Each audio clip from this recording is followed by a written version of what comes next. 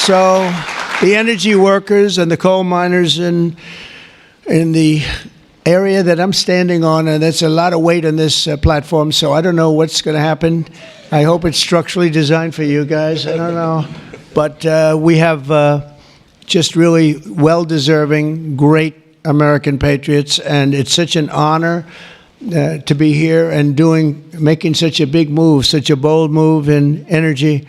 Because, you know, for years, people would just bemoan this industry and decimate the industry for absolutely no reason, because with modern technology and all of the other things that we do, it's one of the great forms of energy. That's why other countries, leading countries, are using it, some exclusively. For 4 long years, Joe Biden and congressional Democrats tried to abolish the American coal industry. They did everything in their power while he was awake, which wasn't much, shutting down dozens of coal plants, banning coal leases on federal lands, and putting thousands and thousands of coal miners out of work, destroying their lives, actually, destroying their lives. I'll never forget when I went to West Virginia, which I won by 48 points, I think, right? Big Jim, I won by 48 points. But in the first campaign, where Hillary Clinton was about 4 states too early, and she was talking about how bad coal was and how they were going to teach coal miners how to make widgets and gadgets and technology, which they didn't want to do. They want to mine. One thing I learned about the coal miners, that's what they want to do. You could give them a penthouse on Fifth Avenue and a different kind of a job, and they'd be unhappy. They want to mine coal. That's what they love to do. And she was going to put them in a high-tech industry where you make little cell phones and things. I don't know. Do you think he'd be good at that? I don't know. I wouldn't be. You don't want to be. And she was brutal about 3 weeks before, but then she had a problem. She went to West Virginia looking for votes, and that was a bad situation. You remember that? And there was a coal miner around the table with his family, and he was in tears because of what they had done to him and his family. And I hope he's still around, but that man made quite an impression on the world and the public. And we ended up winning in a great election, but we ended up winning by a lot. The Democrats' Green New Scam killed jobs and sent prices soaring here in America. But meanwhile, China opened 2 coal plants every single week, and other countries likewise went very strongly back into coal. Some of them never got off. Those are the ones that didn't have the problems. The Biden energy policy was to put America last. We want to be last. We got to be last. Not a good policy. Under my administration, we're putting America first. It's very simple. America's always going to be first. On my first day in office, I terminated the Green New Scam. I declared the national energy emergency and withdrew from the unfair, one-sided, and extremely costly to the United States only Paris Climate Accord.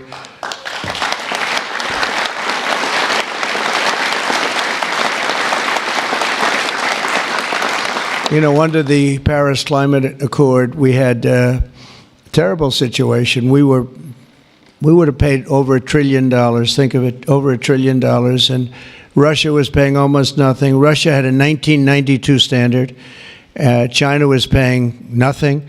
China didn't kick in until 2035. This was 5 years ago. So they didn't kick in for many years. India had no standard whatsoever. But we had the highest standard you could imagine. We had to start paying from day one. And we had to pay lots of money. We paid for everything. So I was not a big fan of the Paris Accord, and I let it be known, and I got out of it early. Then they went back into it, and now we get back out of it. And hopefully we can be there for a long time, okay? A long time, because it was a scam to take money away from the United States and actually hurt us very badly with coal and with other things. Now, under the executive order that I will sign in a few moments, we're slashing unnecessary regulations that targeted the beautiful clean coal. We will rapidly expedite leases for coal mining on federal lands, and these 2 gentlemen are going to do a real job of it. You've already started. And we'll streamline permitting. We will end the government bias against coal, and we're going to unlock the sweeping authorities of Defense Production Act, the Defense Production Act, to turbocharge coal mining in America. They made it impossible. You actually, I know a friend of mine has a plant.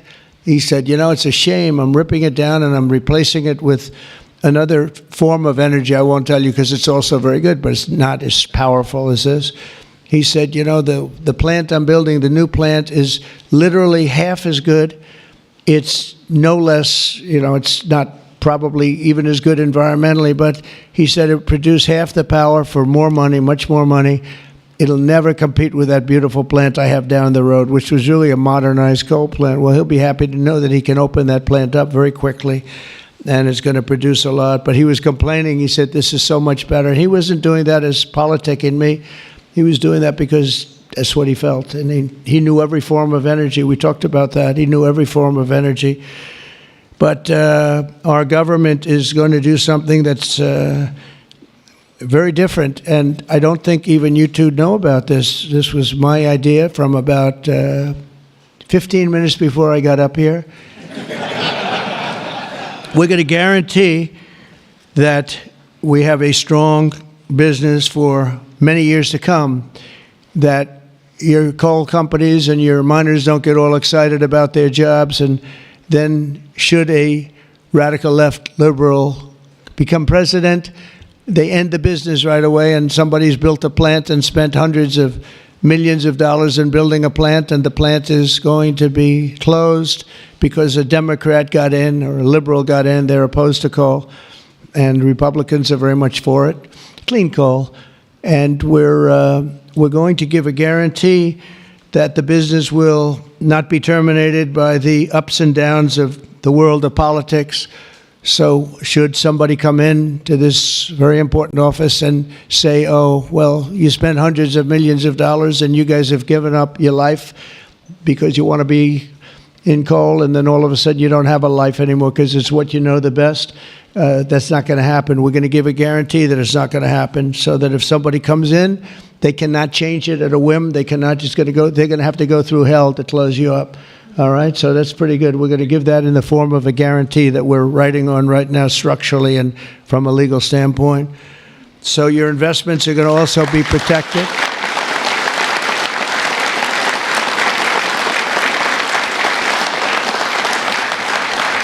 And you're going to have no reason to be concerned about your future, your life, or your investment if you're a miner, as this great governor was a miner, actually. He was one of the larger coal miners. He could fit up here very easily, Big Jim.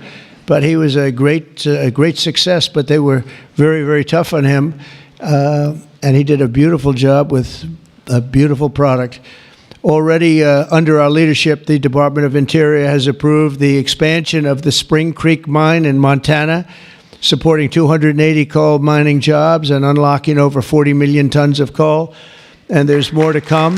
Spring Creek, big one.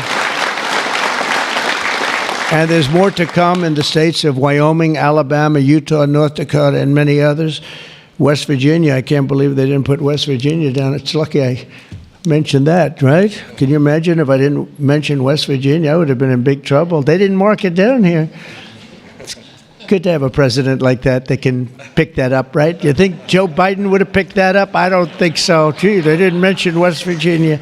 I don't think so. I don't think he'd be standing up here either.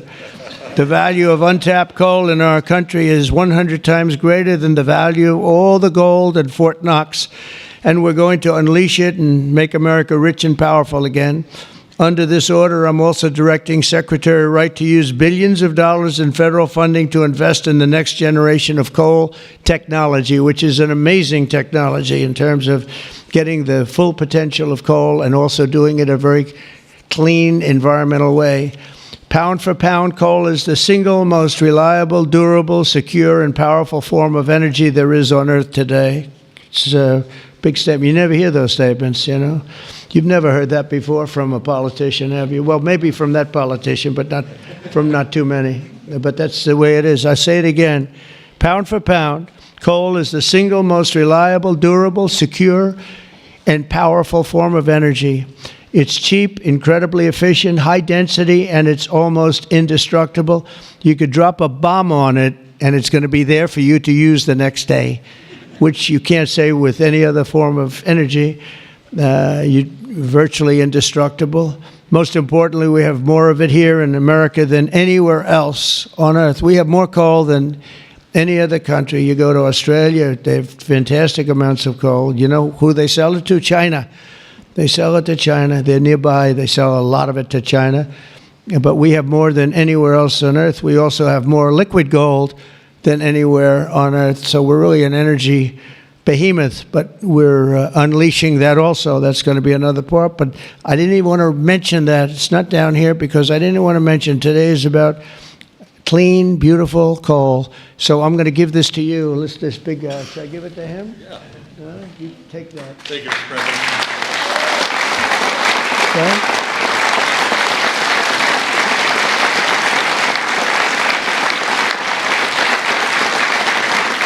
For example, we believe it's possible to extract enormous amounts of critical minerals and rare earths, which you know we need for technology and high technology in the process of coal mining, making in America the mineral superpower of the world, actually. In addition, I'm instructing the Department of Justice to identify and fight every single unconstitutional state or local regulation that's putting our coal miners out of business, and we are withdrawing all of those objections from our government today. It's all being withdrawn. So all of you people that have been fighting for your lives, we are withdrawing all of that today. We have excellent lawyers, excellent. Have you noticed that lots of law firms have been signing up with Trump? $100 million, another $100 million for damages that they've done. But they give you $100 million and then they announce that, but we have done nothing wrong. And I agree, they've done nothing wrong. But what the hell? They give me a lot of money considering they've done nothing wrong. And we'll use some of those people, some of those great firms. They are great firms too. They just had a bad moment. But we're going to use some of those firms to work with you on your leasing and your other things. And they'll do a great job. I think they're going to do a fantastic job. And for those of you that want to know the tariffs, you've been hearing about tariffs, we're taking in almost $2 billion a day in tariffs. $2 billion a day. And we're doing very well.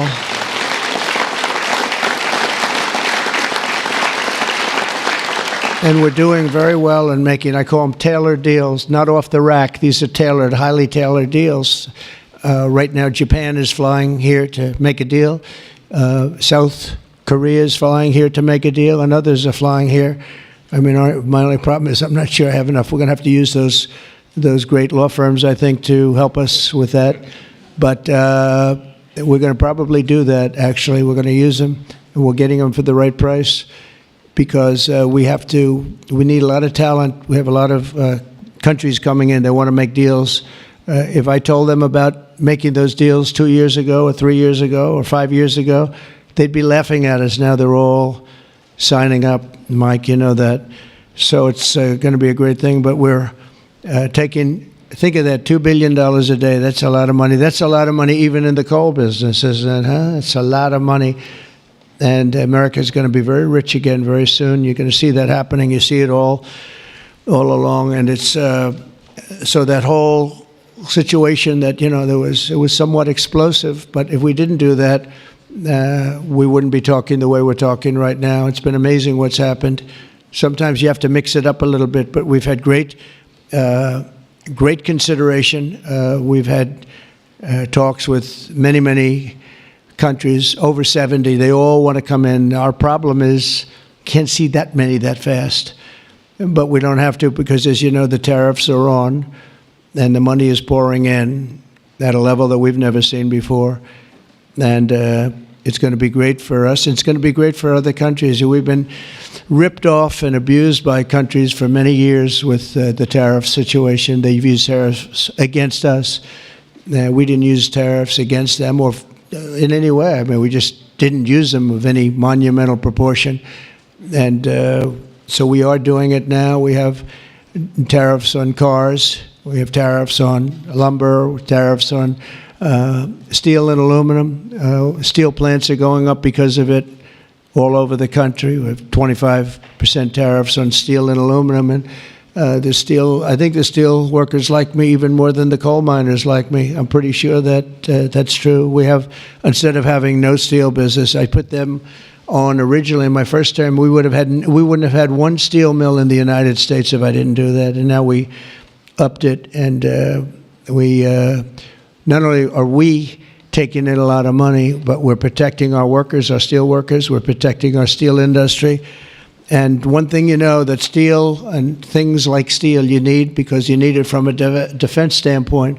You need steel for your tanks and your planes and your everything. And certain industries you can get away with not having, but others you need, and steel is one you need. So I want to let you know that's in full force and effect. And literally as we speak, I spoke to executives in the steel industry over the last few days, and they're all coming in to build plants in the United States of America, because if you build them in the United States, you have no tariffs to pay. There are no tariffs to pay, zero.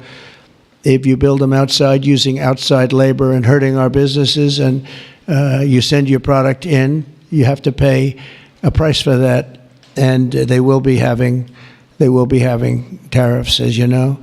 It's an amazing thing. This has been something used against us for many years by other countries, China in particular, but others, not just China, others, and taken advantage of us, ripped us off, and left us for dead, frankly. And I believe if I didn't become your president, I believe that this country would have had problems like they've never had before, because it was serious damage in so many other ways. Not only the border, where people came rushing into our country from prisons and jails and mental institutions, murderers, drug dealers, and some vicious criminals. 11,088 murderers came into our country. We have to get them out. We're getting them out. 11,088. Of that number, half committed murder on more than two people. And this is what they allowed into our country with their open border policy of lunacy. And we're taking care of that, just like we're taking care of you today. We're taking care of that.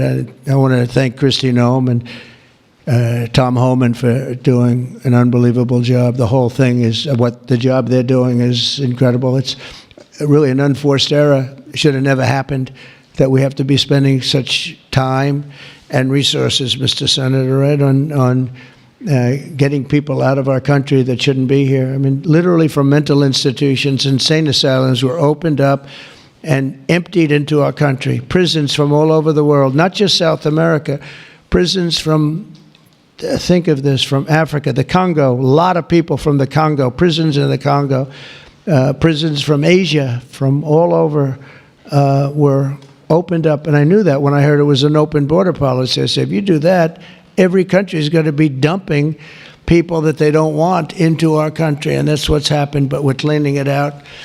And the courts, we had a good decision, as you know, from the Supreme Court, allowing us to do that. We have judges that didn't want us to do it. We have judges that wanted the very evil gang members from Trendy, Araqua, and MS-13. They didn't want them taken out of the country and put in very powerful prisons. When you look, you've all seen those clips, pretty amazing clips. But I want to thank El Salvador. They've done an incredible job. But we've been fortunately winning those cases. But we have judges that are out of control that say, oh, bring them back, bring them back. We don't want them back.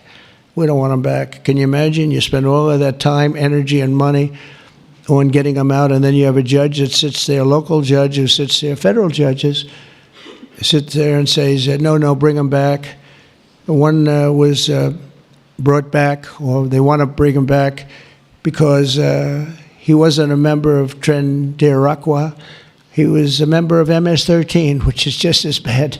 So they misidentified him, but it sounds to me like he was a member of MS-13, so they want him brought back because he wasn't treated properly.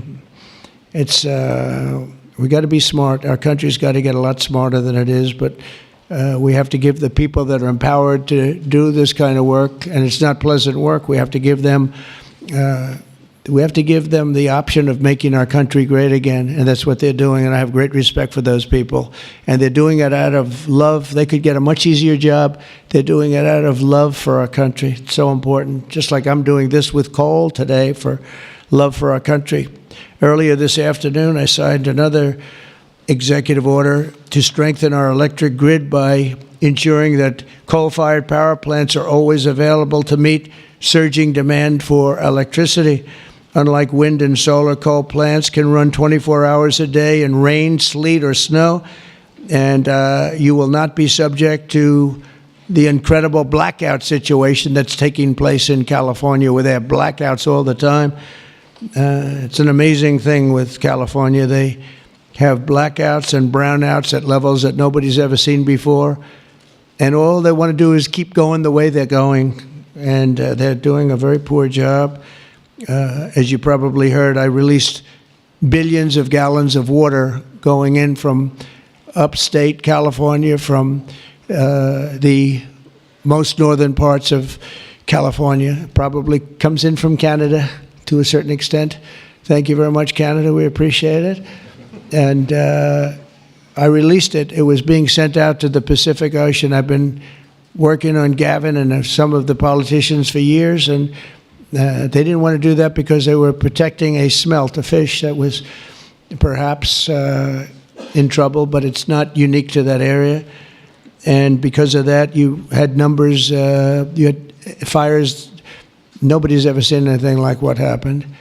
Think of what it would have been like if you had fire hydrants that had water in them, if you had sprinkler systems in houses. A lot of these luxury houses where they had beautiful sprinkler systems, there was no water.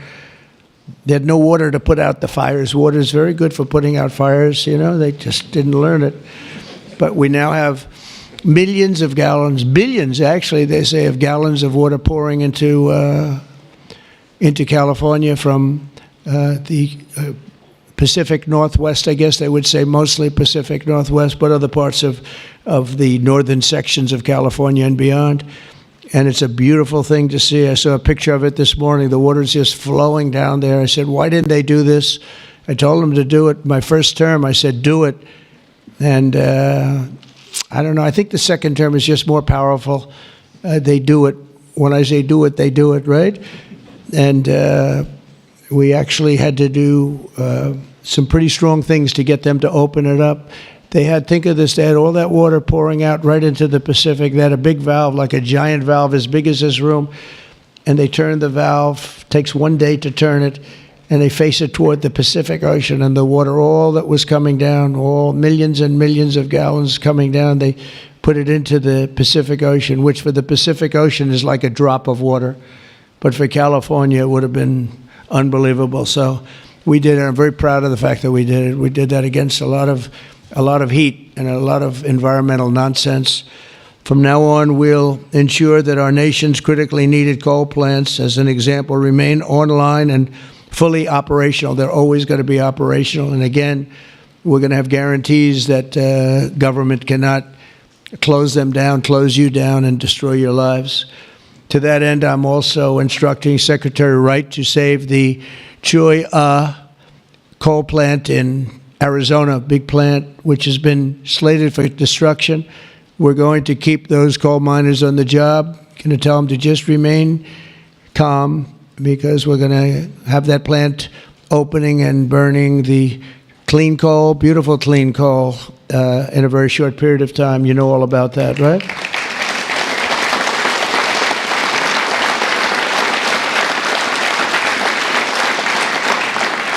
That's a big one. As part of our historic deregulatory efforts this afternoon, I'm also granting immediate relief to 47 companies operating 66 coal plants, very big ones all over the country, recusing and making them available for coal production almost in the immediate future. But we're going to be crushing Biden-era environmental restrictions.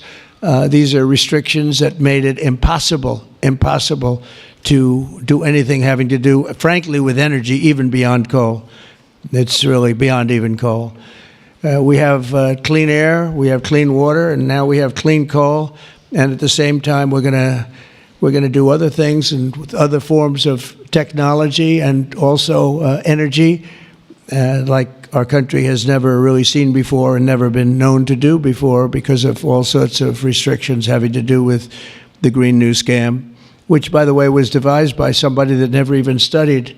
You know that? They never even studied anything to do with the environment. It was a young congresswoman. She came up with the idea.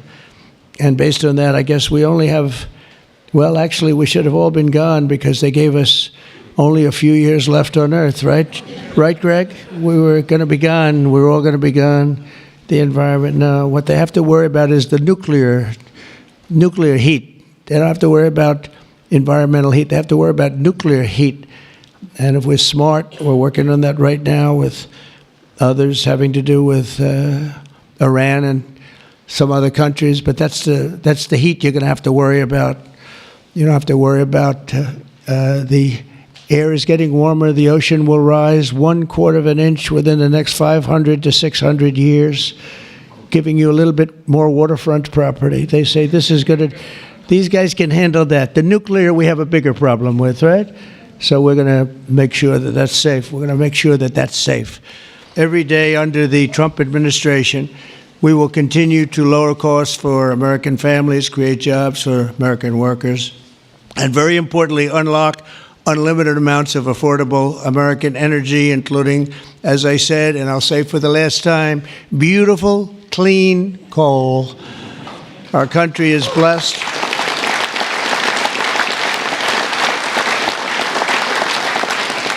Our country is blessed with the most abundant natural resources on Earth, as nobody has what we have. And we're going to use it, too. We're going to use it in a very responsible way. Together, we're going to tap that magnificent potential to give our people the glorious future that they deserve, better than they've ever had in the past. I mean, they had a good future, a little, if you look 20 years ago, they thought they had a good future, and it was ripped away from them, torn away from them with nonsense.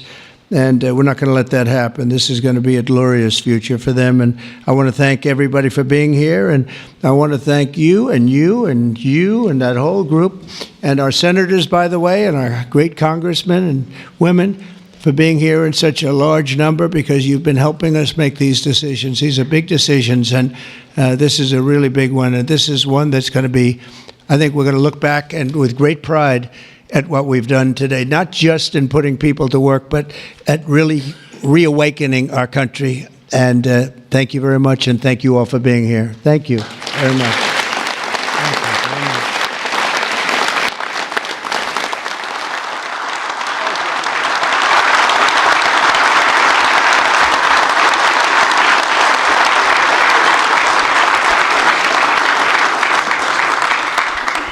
Come on up. Mr. President? Yes, who's first one?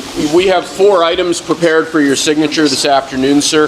The first of these executive orders it may be one of the most significant executive orders of your administration thus far.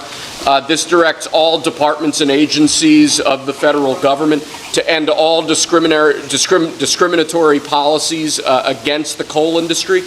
This ends the leasing moratorium that prevents new coal projects on federal land, and it's going to accelerate all permitting and funding for new coal projects to allow the coal industry to flourish under your leadership, sir. That's great. Thank you.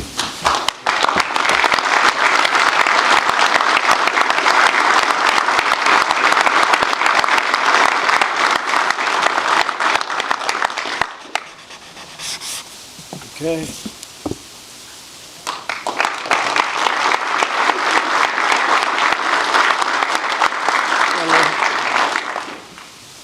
Sir, there are currently dozens of coal plants in America that are in imminent danger of being forced to close based on unscientific and unrealistic policies enacted by the Biden administration.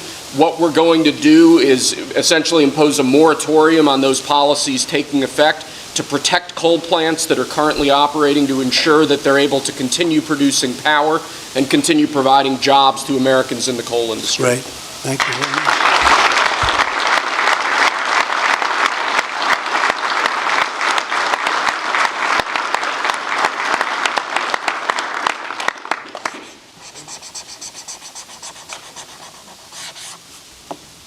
Okay.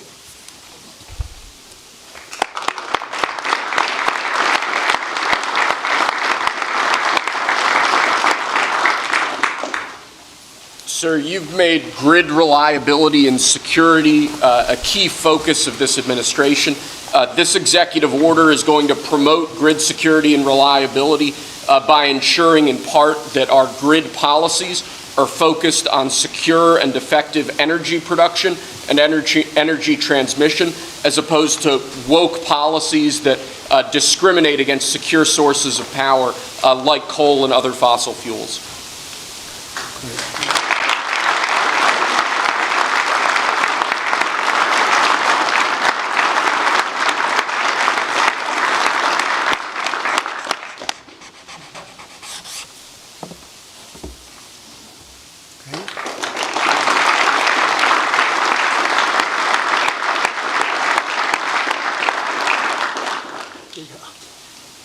Lastly, sir, one of the biggest problems we have in this space is Democrat states, radical leftist states, enacting policies and enacting an agenda that discriminates against coal, against secure sources of energy.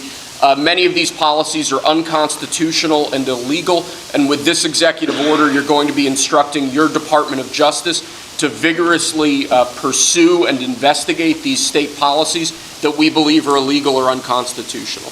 Good. Thank you.